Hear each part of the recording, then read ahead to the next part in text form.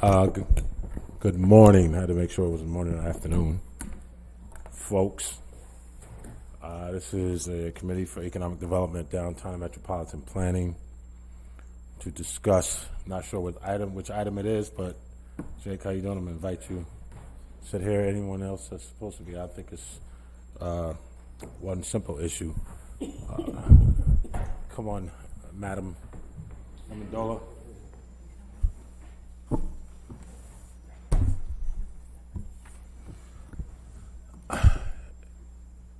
So if you could, in short order, just want to introduce yourselves. All right, Councilor Bay, Chair of the Economic Development Committee.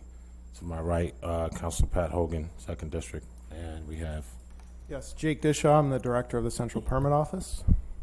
Heather Lamandola, Zoning Administrator. All right, and if you could, in short, just explain what the item is. I believe we're here for a single item, which I'll crack a joke about that later, but go ahead.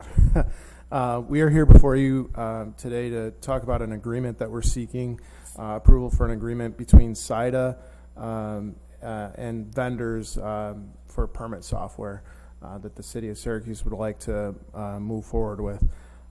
It includes 2 different vendors, one for permit management system and a separate system for digital plan review software.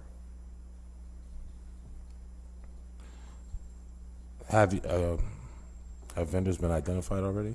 Yes, the digital plan review software is ePlansoft, and the permit management system is called Camino. And if you could, essentially in short order, can you, so let's start with management. What service would they be providing exactly? Sure. Camino is a next generation permit management system. So it's going to allow us to have better workflows, to go digital, better communication. It's a cloud-based system, meaning we'll have better connectivity anywhere. You could log in on your phone sitting right here. An inspector could log in on a tablet or a phone in their car. We wouldn't have the same challenge that we have with our current software, which is installed on every single unit. It's a whole new concept on doing permit-related business. It's not only going to be impactful for the community and the users, but it's going to change the way we work to be a smarter and more efficient city. All of this is based on providing digital services to the community, so on-demand services that people want and that people, fairly enough, kind of think that they should have in this world today. So that's the direction that the software will allow us to head. And that's all that you explained just now is relative just to management and access. That is just for Camino, which is the permit management system. Just some little background information. Camino is a company that we originally started working with, that we RFP'd for last November, to partner in the Startup and Residency program, which partners startup tech companies with local government municipalities on tech solutions. So that's how we started working with them. So we'd like to work out this agreement so we can take this a step further, and continuing to launch different initiatives, different permit types, and continue to expand that system. Can you explain the services relative to planning? You said management and... Yeah, so essentially when we have this system fully built out, it would handle all types of permits and applications. So, project types through zoning and planning could come in on this for review. It would have the same workflows and same capabilities, and what we're doing in IPS currently would eventually be built out into this system. Along with that would come a separate system to handle the actual technical plan review. Instead of doing it on paper, scaling things out and actually writing things, it would be on digital screens and using a software to compare different version types, to measure area, to measure distances. It's a tool specifically to allow us to do a digital plan review on a screen instead of on paper. And that software is ePlansoft. All right, so we've had discussions before, myself, you, Adria, and many others over the years. Obviously our biggest concern relative to permits was the time that it took for a developer to acquire a permit. I don't need to preach to the choir here about what so many of them had concerns about, but does this shorten in any way, does this tackle the problem for the time it takes for a person to acquire a permit? Definitely. The first thing it does is it provides transparency. So the easiest way for me to describe it is it basically creates a Google Docs version of plan review. So what I'm commenting on your review is what, if you're an architect or a design professional, you get those comments and that feedback right away. And you can start to work on revisions. The time alone that we're going to save on just eliminating the actual manual procedure for routing paper around city.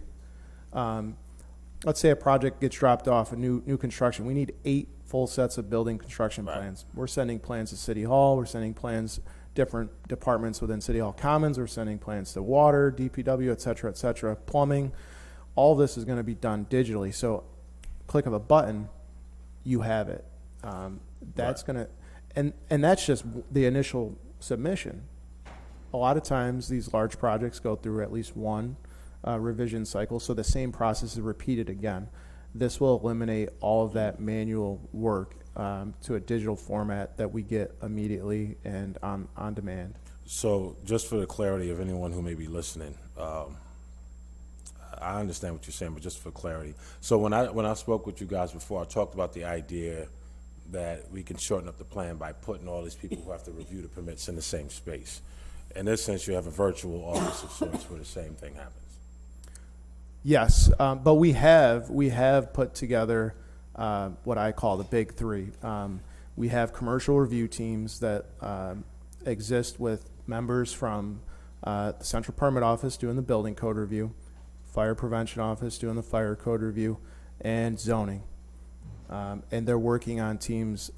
They're working on these teams to collaboratively do these reviews, and we've seen significant improvement with the process since we've implemented this new setup. But beyond that, other departments that we can't group together in those spaces like engineering or DPW or sewers, they will have a digital way to collaborate on the same submission, on the same set of plans. So everything is concise, it's transparent. Everybody can log in. Anybody, the applicant team, it could be an owner, a developer, a GC, an architect, different engineers, different aspects of the job. They can all log in and see the same thing. So it saves time on questions too, because we also receive a lot of calls and questions from multiple people on the same team answering the same set of questions or comments over and over again, where this will just be a one-stop shop for them to see what they need to see. I'm gonna play a little bit of a devil's advocate here, because that wasn't like a straight yes or no. So and this is because even though you've explained it clear and I get it, some people will still repeat the questions when we see them out. We'll still get complaints from developers. Oh, my permits is taking too long. I don't know where the permit is now. And so to simplify my question, obviously, preaching to the choir here, what I had in a discussion with these guys last year, I talked about the idea of if there was a designated person from each department who had to review the plans in the same space, then instead of waiting for it to travel to fire, travel to DPW, whatever, it just passed from desk to desk, and that would, as a result, possibly shrink the time that a person is waiting, right? And so if I'm hearing you correctly, and this is why I said this is more of a virtual office of sorts where the same happens. So you may not have the bodies in the same room, but they could simply log on, as you said. The information is is there for people to log on to, make their comments and correct me if I'm wrong, or whatever's relative to their respective responsibility, and that as a result is very similar to having them all in the same room. Am I making sense to everybody? The answer to your question is yes. All right, that's what I needed to hear. Beyond that, what I was trying to get at is we've already made process changes where we put departments together and on paper have seen improvements. Going from paper to digital is going to make that even better. Right, gotcha. And I can point to a specific permit that was issued yesterday. Salt City Market, 7 weeks, reviewed, approved. issued. For a project of that scope, I want to say it might be one of the best times we've ever had. Well within our OKR time frame, and the management team, the project management team from VIP Structures, is thrilled with the new process, and going digital is only going to improve that process. But the answer to your question is an emphatic yes, and we do have those three departments together, and we'd be more than happy to expand that if space would ever allow it. But everybody else would be on a virtually or digitally looking at the same thing at the same time, working as a team. Yes. Three more questions before I go to Councilor. Yes. Is that for consideration, you may want to, for one of the committee meetings, look at the new structure that Jake and the API team have worked a lot to get structured. That success was based on this new structure of the staffing. Gotcha. Yeah. Okay. So, realistically, let's talk practically. What's the fastest a person can expect to receive a permit? Like, if we ever, and I don't know that this idea exists out in the development world where some of them believe they can get their permits in a day. What's a realistic time frame? Even with the new methods being applied, what's a realistic time frame on average for, if a company has submitted all that they need to submit, filed, did whatever they need to do, what's a realistic time frame they can expect to receive a permit? A lot of that's going to depend on the scope of the project, but let's just say for like an average commercial building permit, right? We have some that we do issue on the same day or that are ready within a few days. And then we have some that take a few weeks. But I think well within our OKR timelines of we're going to shoot for 8 weeks issuance on a new commercial building, 6 weeks on a commercial renovation. But there are going to be many that are issued much faster than that and already are today.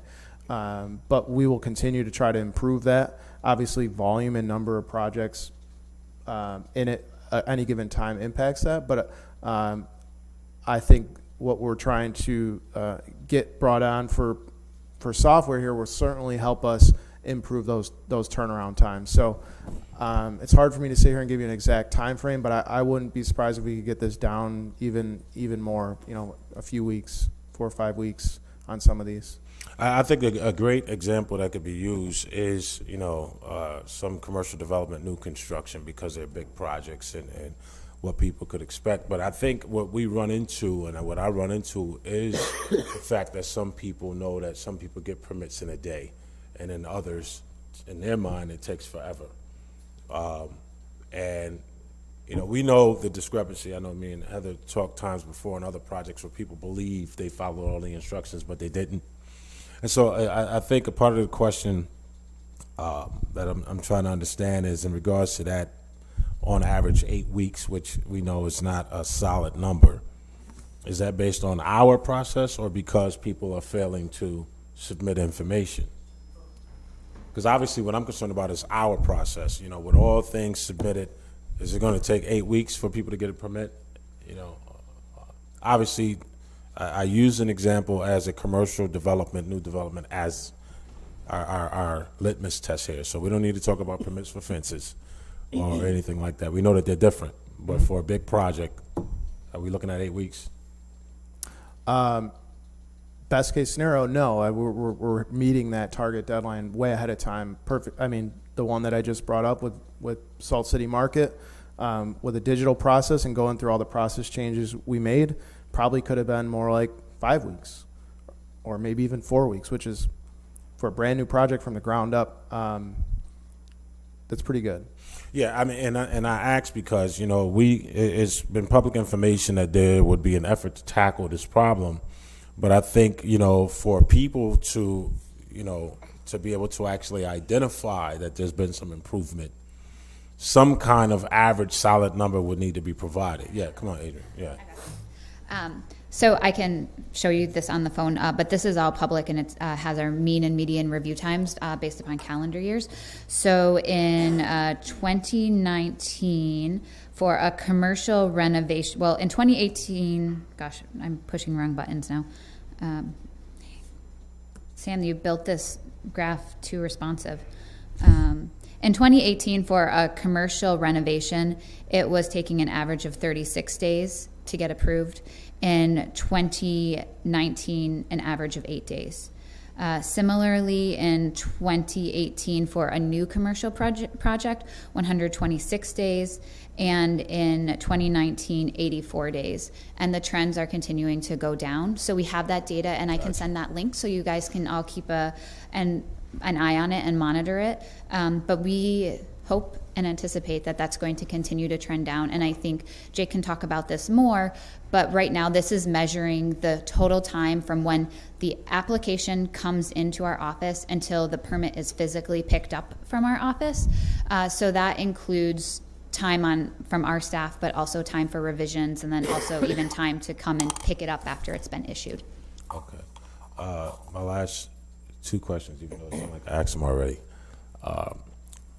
Cost, and is this cost reoccurring? I would assume so. Some of the cost is reoccurring. The ePlan Soft has a lot of implementation costs initially up front, and then you just pay a licensing fee per user moving forward, so that implementation cost goes away. So that actually gets cheaper. Camino could go up as we start to expand the system more to more project types and to totally replace everything that we do within the system. But we would certainly be back before you for any agreements or changes or anything that we would need to get that approved and move forward with that. How much? It's tough to say exactly, but it could maybe double what we're asking for now. But again, if you look at it from a services standpoint of what we're providing, it's something that this community deserves and has been asking for so long, and it's going to have a big impact on our employees too. So money is certainly a real factor, but it's something that I think we can work around, and other communities certainly have implemented new technologies and come up with sustainable ways to pay for that, which I think we can duplicate here. I appreciate that, but we needed to know how much whenever y'all figure that number out. Because obviously, you know, money is the factor in this room, so we have to know how much it costs. Lastly, for me, what is this? Does this in any way impact the redevelopment, pre-development meeting process? No. Okay. It does not eliminate any of our processes, other than we would have a new system that we're using to manage the process on the computer, and a new way of reviewing it instead of on paper, on digital. But everything else stays the same. Who's looking at it? Who's approving? There's still a lot of success with face-to-face interactions with people in our communities and meeting with them to work through challenges, but pre-developments will not go away. All right. I'll ask my last question when everybody else finishes. Council, do you have any questions? Just a few. We're having the IDA pay for this? CIDA? Yeah. So the reason, so we're in between. You don't have to give me a Yeah. reason. I think that's terrific. We will have They should pay. We will have to Councilor Bay's point, the next year, come up with the costs and know how we're going to pay for it. We hope that we're going to be moving projects faster and collecting more fees, which could be a sustainable way of paying for any increases. But we have to, so as we develop what we're going to use now, we'll ask those projected questions to begin to pull together what subsequent costs would be. Because to your point, that'd be self-fulfilling. I mean, obviously, more revenue comes into CIDA pays for it. Last I knew, CIDA had like That's $2 the million. idea. But we have to know what it's going to cost us as we expand. Well, I mean, they get developers' fees, so I mean, The fees. they pay for it, you know?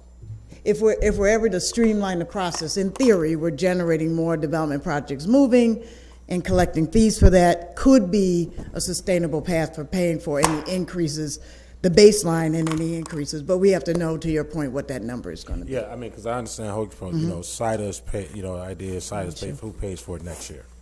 Us. Right. That's the part Yeah. I'm concerned about. So the initial, why wouldn't CIDA pay for it next year, too? They committed to this year. They're not gonna. Yeah. Oh. That's They it. committed to this year. So yeah, I'm talking about the cost from now on. Yeah. That That's we the way have it to works be. in some CIDAs, Yeah. or CIDA. I mean, I would suggest maybe we could bring it. It's worth a conversation, Yeah, definitely. it is. Absolutely.